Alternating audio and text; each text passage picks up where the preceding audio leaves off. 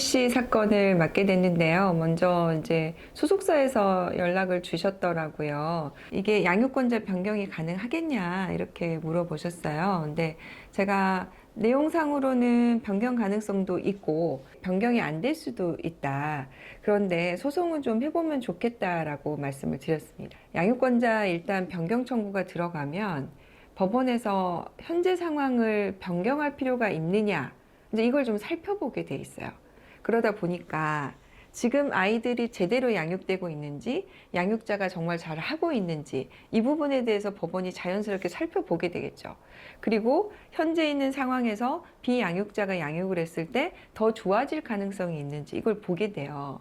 현재 양육을 하고 있는 양육자에게 너 제대로 안 하면 양육권 변경될 거야. 정말 제대로 하고 있어? 이게 여기에 대해서 제대로 법원이 판단을 못 받게 되면 난 안 되겠구나. 그래서 더 열심히 아이를 살펴볼 수밖에 없어요. 그래서 저는 양육권자 변경 청구는 적극적으로 좀 하자고 권유를 많이 하는 편이에요.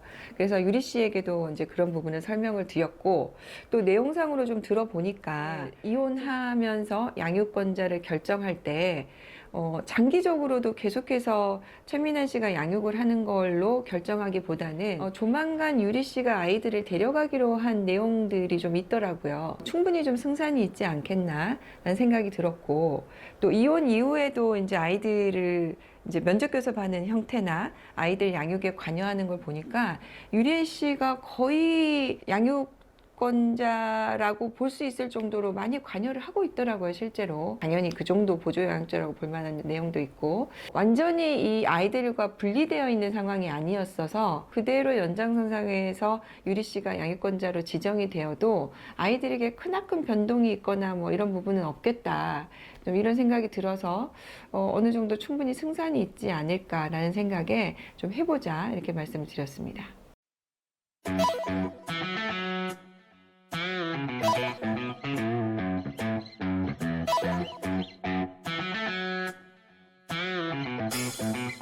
이제 임시양육자 지정 사전처분을 들어간 거는 많이 잘 인용이 되진 않지만, 그러니까 재판하는 시간이 좀 길어지기 때문에 그 기간 동안 내가 양육자로서 지정받을 수 있게 해달라는 신청이거든요. 그래서 그걸 했을 경우에 이제 법원은 이제 임시적으로 우선적으로 바꿀 필요가 있느냐, 그럴 경우에는 임시 양육자로 지정을 해서 변경을 하기도 하고요. 아니면 현재 있는 양육자를 그대로 주면서 면접 교섭을 좀 늘려야 될 필요성이 있느냐 판단을 해가지고 결정을 하게 됩니다. 이제 임시 양육자 지정을 해달라는 것은 향후에 양육권자를 거나 양육권자를 지정하기에 앞서서 우선 좀 누군가가 정해져야 되니까 그 양육권자로 정해달라는 거죠. 그런 신청입니다.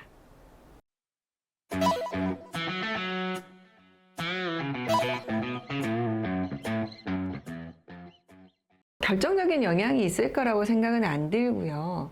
다만 이제 최민환 씨가 주 양육자잖아요. 그리고 이제 보조 양육자가 시어머니예요. 최민환 씨 어머님이에요. 그러면은 주 양육자와 보조 양육자가 있고, 여기는 주 양육자가 유리 씨가 될 수가 있잖아요. 법원이 누가 더 주 양육자로 적합할 것이냐, 이 부분에 대해서는 고민을 좀 하게 될 것 같습니다.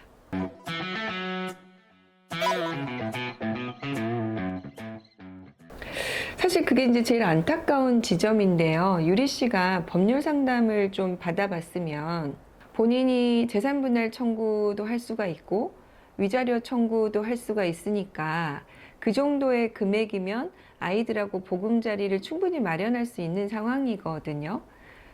그래서 그런 상담을 받고 결정을 했으면 좋았을 텐데, 아마도 본인이 그런 권리가 있다는 것에 대해서 인식을 좀 하지 못했던 것 같아요. 그래서 변호사 상담을 한 번도 못 받았다고 하시더라고요. 경제적인 상황이라는 것은 당시에 유리 씨가 제대로 상황을 판단하지 못했기 때문에 그렇게 생각한 것이 아닌가, 그런 생각이 듭니다. 따라서 지금 유리 씨가 재산분할 청구하고 위자료도 받아올 수 있는 금액이 있다면 당시에 유리 씨의 잘못된 판단이었다라고 볼 수 있어서 저는 좀 달라질 수 있지 않을까, 그렇게 생각을 합니다.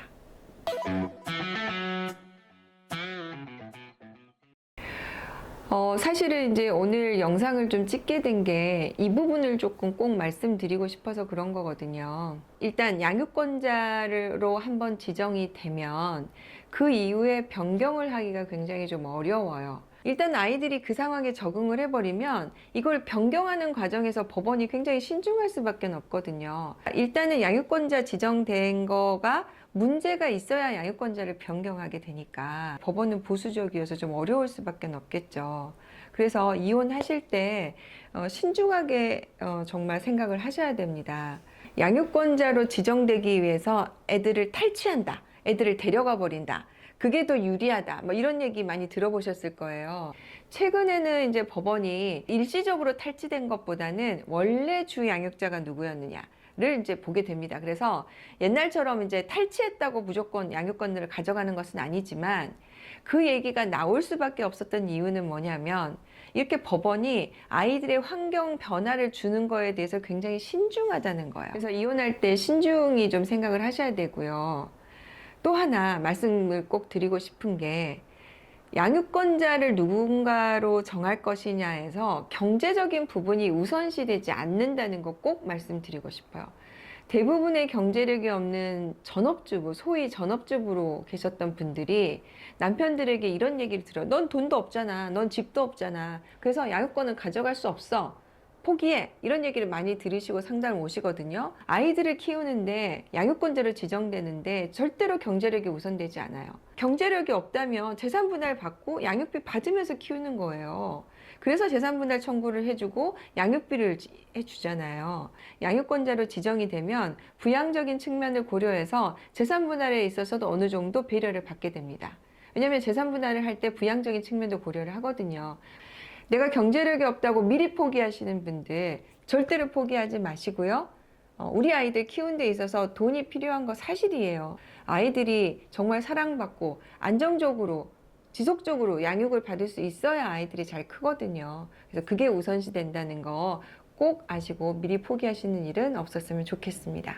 너무 안타까운 거는 유리 씨가 너무 사회적으로 비난을 많이 받았잖아요. 아이들을 버렸다고. 비양육자가 아이들 버렸다. 제발 이런 얘기 하시면 안 됩니다. 이렇게 엄마 아빠가 아이들을 버렸다는 얘기를 들은 아이들이 어떻게 제대로 할 수가 있겠어요. 누군가에게 버림을 받았다는 거, 이런 얘기 절대 하시면 안 되는 거 하나 좀 명심하셨으면 좋겠고요. 경제력이 없다고, 상황이 안 된다고 미리 양육권 포기하시는 거 절대 해서는 안 된다.